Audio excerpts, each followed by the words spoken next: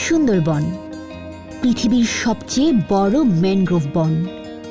জীববৈচিত্র্য সমৃদ্ধ সুন্দরবনকে জীব ও উদ্ভিদ জাদুঘর বললেও কম বলা হবে।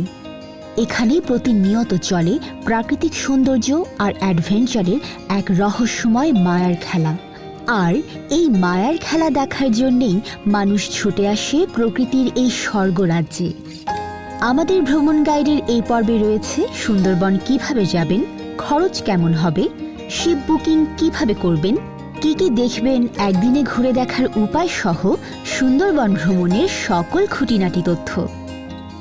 আশা করি পুরো ভিডিওটি দেখলে সুন্দরবন ভ্রমণ নিয়ে আপনার প্রায় সবকিছুই জানা হয়ে যাবে। সুন্দরবনের মোট আয়তন প্রায় 10,000 বর্গ কিলোমিটার। খুলনা, সাতক্ষীরা, বাগেরহাট, পটুয়াখালী ও বরগুনা জেলার অংশ নিয়ে বাংলাদেশের সুন্দরবন। এই অংশের আয়তন প্রায় 6,017 বর্গ কিলোমিটার। রয়্যাল বেঙ্গল টাইগার সহ নানান বিচিত্র ধরনের পাখি, হরিণ, কুমির ও সাপসহ অসংখ্য প্রজাতির প্রাণীর আবাসস্থল। 1997 সালে ইউনেস্কো সুন্দরবনকে বিশ্ব ঐতিহ্যবাহী স্থান হিসেবে স্বীকৃতি প্রদান করে। খুলনা, বাগেরহাট, সাতক্ষীরা ও বরগুনা হয়ে সুন্দরবন ঘুরে দেখা যায়। তবে খুলনা ও বাগেরহাটের মোংলা হয়ে সবচেয়ে বেশি পর্যটক ভ্রমণ করে থাকে। আমাদের এই ভ্রমণ গাইড সাজানো হয়েছে সেইভাবেই। শুরুতেই সুন্দরবন ভ্রমণের কিছু প্রয়োজনীয় তথ্য জেনে নেওয়া যাক। সুন্দরবন বিশাল একটি অঞ্চল। বন বিভাগ থেকে সুন্দরবনের নির্দিষ্ট কয়েকটি জায়গা ভ্রমণের অনুমতি দেওয়া হয়। উল্লেখযোগ্য দর্শনীয় স্থানগুলোর মধ্যে রয়েছে করমজল, হারবাড়িয়া, কচিখালী, কটকা, জামতলা, হিরন পয়েন্ট ও দুবলার চর। নভেম্বর থেকে ফেব্রুয়ারি মাস সুন্দরবন ঘুরে দেখার জন্য উপযুক্ত সময়। এই সময় নদী ও সমুদ্র শান্ত থাকে, তাই সুন্দরবনের সকল দর্শনীয় স্থান ঘুরে দেখা যায়। খুলনা ও মোংলা থেকে সবচেয়ে কাছে করমজল ও হারবাড়িয়া বছরের যে কোনো সময় একদিনেই ঘুরে দেখা যায়। তবে সুন্দরবনের প্রকৃত সৌন্দর্য উপভোগ করতে চাইলে আপনাকে যেতেই হবে সুন্দরবনের গহীনে। সুন্দরবন গেলেই যে বাঘের দেখা পাবেন তা নয়। সর্বশেষ জরিপ অনুযায়ী বাংলাদেশ অংশে বাঘ আছে মাত্র 114টি। তাই বলা যায় খুব বেশি ভাগ্যবান হলে দেখা পেতে পারেন রয়্যাল বেঙ্গল টাইগারের। কিন্তু একদম যে পশু পাখি দেখতে পাবেন না বিষয়টি তা নয়।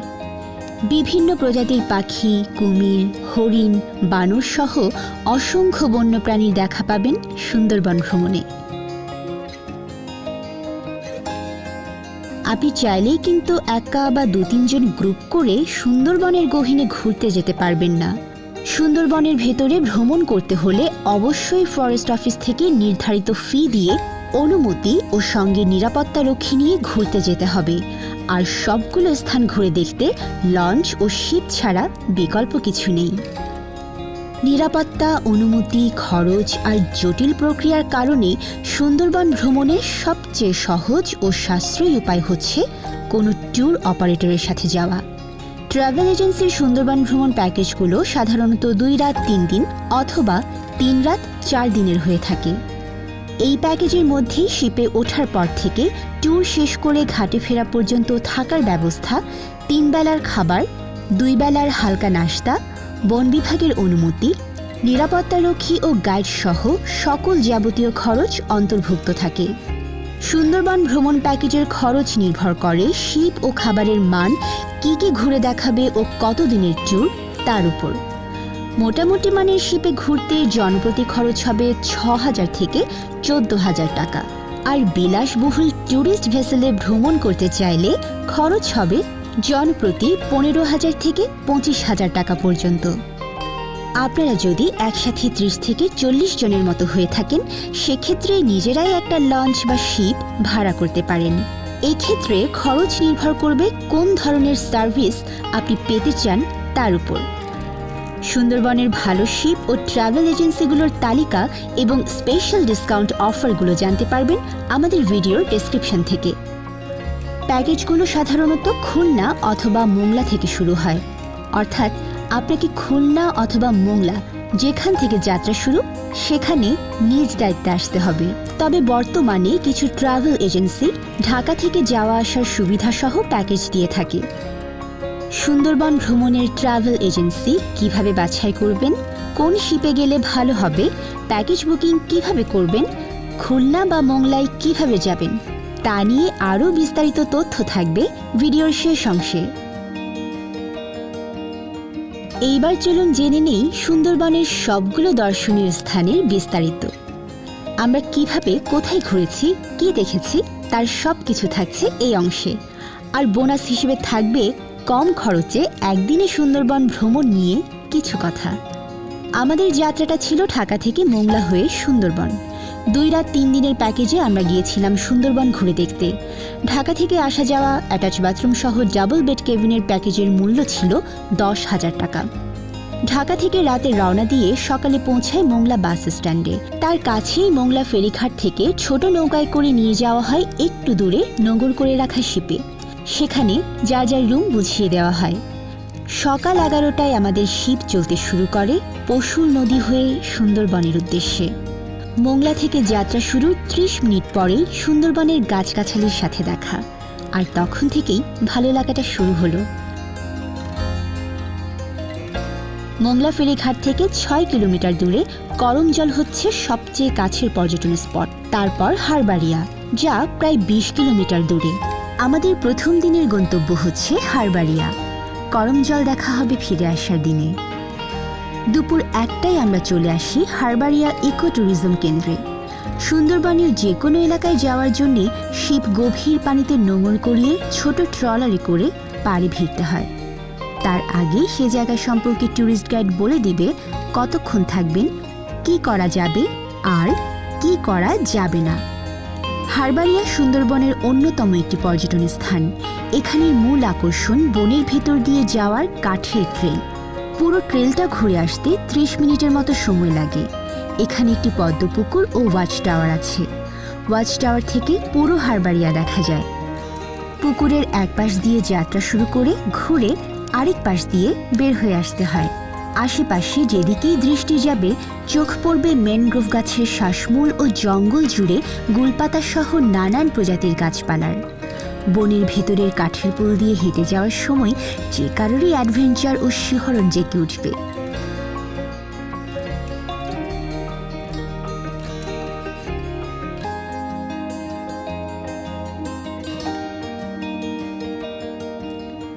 হারবাড়িয়া ঘুরে দেখা শেষে আবারও শিপে ফিরে আসি।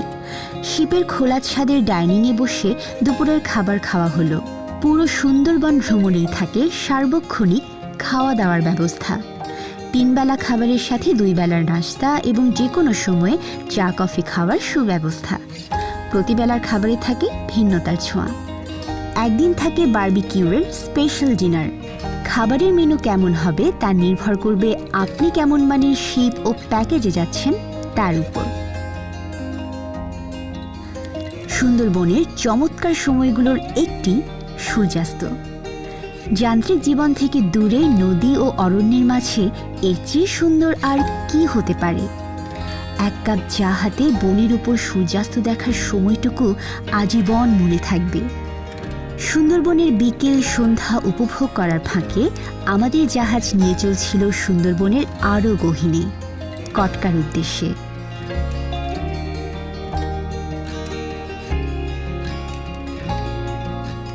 ভোরের আলো ফোটার সঙ্গে সঙ্গে গাইড সবাইকে তুলে দিল। এখানে আমরা ঘুরে দেখব পাশাপাশি 2 স্পট, জামতলা ও কটকা। তার আগে হবে সরু খাল ধরে বনের ভেতরে ক্যানেল ক্রসিং। সুন্দরবনকে একেবারে কাছ থেকে দেখার এই সুযোগ হাতছাড়া করা উচিত নয়। সবাই চুপ থাকুন আর অনুভব করুন অন্যরকম এক সুন্দরবনের।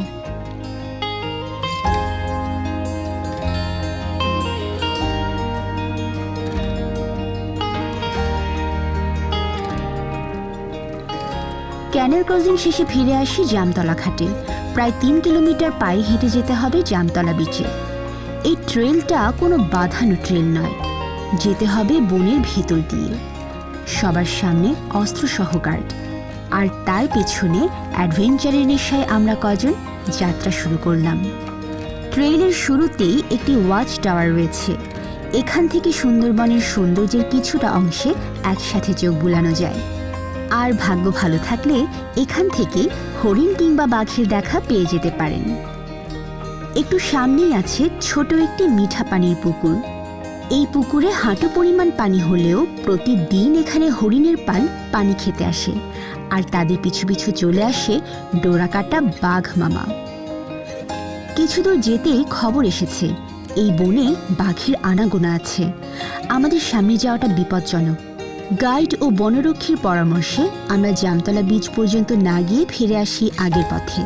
একে দুর্ভাগ্য না বলে হয়তো সৌভাগ্যই বলা যেতে পারে।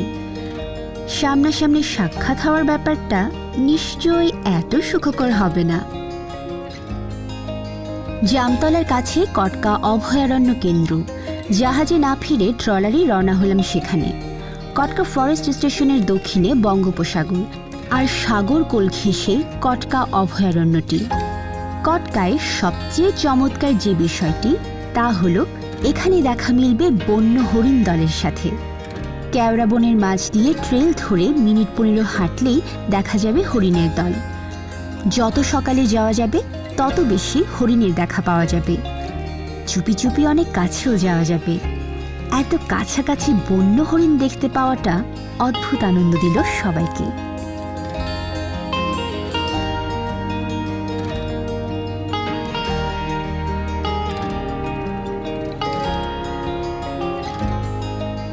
কটকা পয়েন্টের ট্রেল ধরে আরও কিছু দূর হাঁটলেই পৌঁছে যাওয়া যাবে কটকা সমুদ্র সৈকতে। বঙ্গোপসাগরের দেখা মিলবে এইখানে। কিছু সময় অনায়াসেই কাটিয়ে দেওয়া যায় এই ভিন্ন রকম সৈকতে।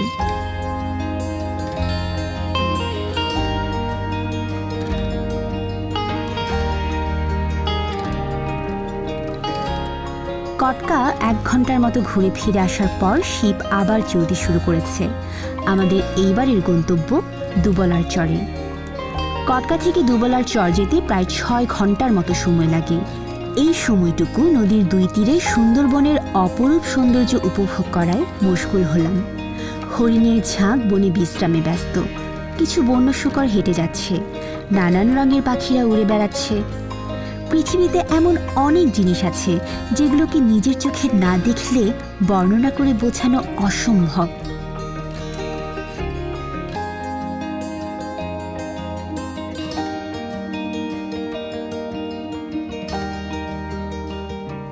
দুবলার চর সুন্দরবনের একেবারে দক্ষিণে অবস্থিত। গঙ্গা ও পশুর নদীর মাঝে অবস্থিত একটি বিচ্ছিন্ন দ্বীপ। হিন্দু ধর্মের পুণ্যস্নান, রাসমেলা এবং শুটকির জন্য বিখ্যাত। অক্টোবর থেকে ফেব্রুয়ারি এই 5 মাস প্রায় 10,000-এর মতো জেলে সাময়িক বসতি গড়ে সেখানে। মাছ ধরার সঙ্গে চলে শুটকি শুকানোর কাজ। দুবলার চরে নামতেই প্রথমে যা অনুভব করলাম তা শুটকির কটু গন্ধ। তবে কিছুক্ষণ পরেই সয়ে গেল। কাঠের মাচা পেতে কিংবা পাটি বিছিয়ে তারা রোদে মাছ শুকান। যারা শুটকি মাছ পছন্দ করেন তারা নিশ্চিন্তে এখান থেকে ফ্রেশ শুটকি কিনে নিতে পারেন। জেলেদের এই কর্মকাণ্ড আর জীবনযাত্রা ভিন্ন মাত্রা যোগ করল আমাদের ভ্রমণে। বঙ্গোপসাগরের কোলে ঢলে পড়া সূর্য দেখতে দেখতে আমরা ফিরে যাই আমাদের শিপে। দুবলার চর থেকে রাতেই ফিরতে শুরু করি মোংলার পথে।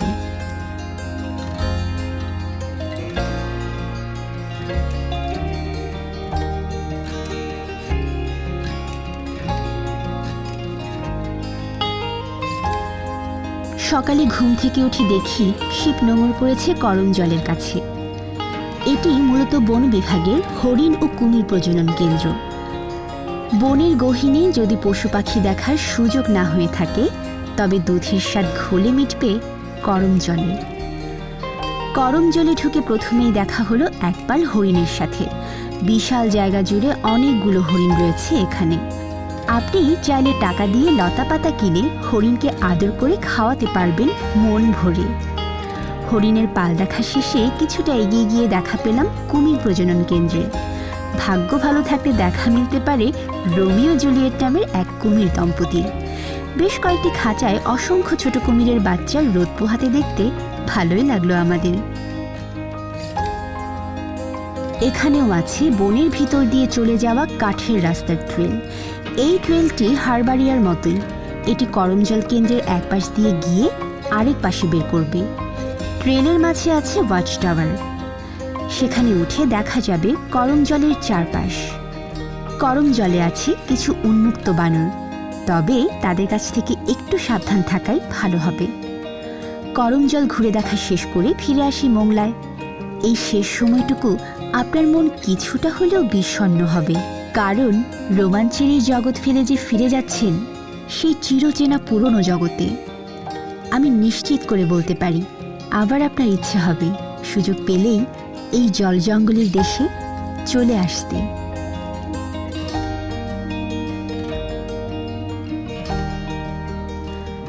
আপনার সুন্দরবন ভ্রমণ কেমন উপভোগ্য হবে তা নির্ভর করবে আপনার ট্যুর এজেন্সির সার্ভিস এবং শিপের মানের ওপর। তাই আনন্দময় ভ্রমণের জন্য একটি ভালো ট্যুর এজেন্সি থেকে প্যাকেজ বুকিং করুন। আপনাকে কোন শিপে করে নিয়ে যাবে তাও জেনে নিন। প্রয়োজনে পূর্ব অভিজ্ঞতা আছে এমন কারো কাছ থেকে পরামর্শ নিয়ে নিন। এই ট্যুর এজেন্সির সার্ভিস এবং শিপ সম্পর্কে জানতে অনলাইন ট্রাভেল হেল্পলাইন গ্রুপ থেকে সাহায্য নিতে পারেন। সুন্দরবনের শিপগুলোতে সাধারণত 3 ক্যাটাগরির রুম থাকে: অ্যাটাচড বাথ সহ কাপল বা double bed cabin, shared bath সহ কেবিন এবং 4 থেকে 6 জনের উপযোগী shared bunk room. Attached bath সহ কেবিনের সংখ্যা কম থাকে এবং প্রাইস তুলনামূলক বেশি হয়ে থাকে। খুলনা থেকে শিপগুলো ছাড়ে BIWTA অথবা জেলখানা ফেরিঘাট থেকে।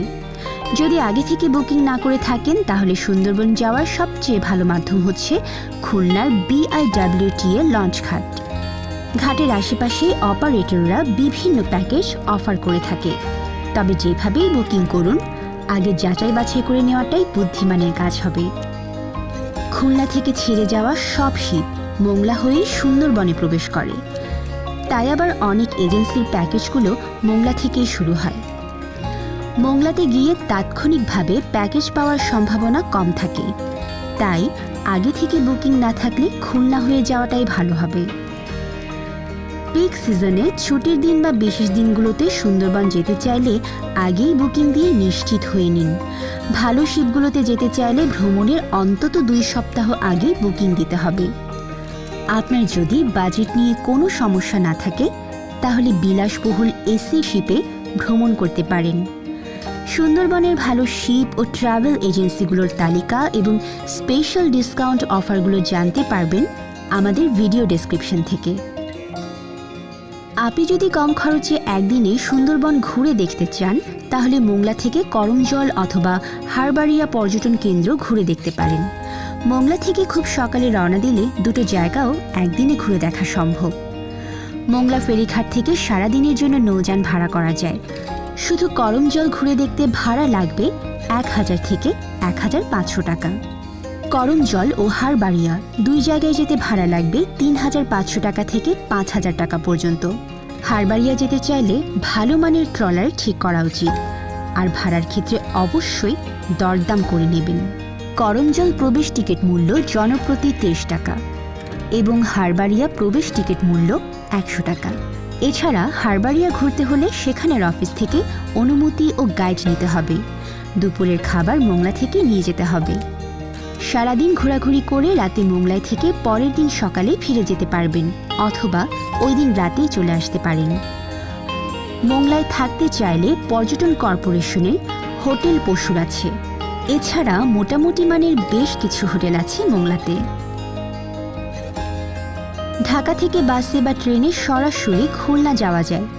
গুলিস্তান, সায়দাবাদ ও গাবতলী থেকে খুলনা যাবার নন এসি বাসের ভাড়া 500 থেকে 575 টাকা ও এসি বাসের ভাড়া 750 থেকে 1300 টাকা। ঢাকা থেকে সুন্দরবন এক্সপ্রেস ট্রেন সকালে ছেড়ে যায়, আর চিত্রা এক্সপ্রেস ছেড়ে যায় সন্ধ্যায়। ভাড়া সিটের ক্লাস অনুযায়ী 505 টাকা থেকে 1781 টাকা। ঢাকার গাবতলী ও সায়দাবাদ থেকে মোংলা যেতে সরাসরি সেমি চেয়ার কোচ বাস আছে।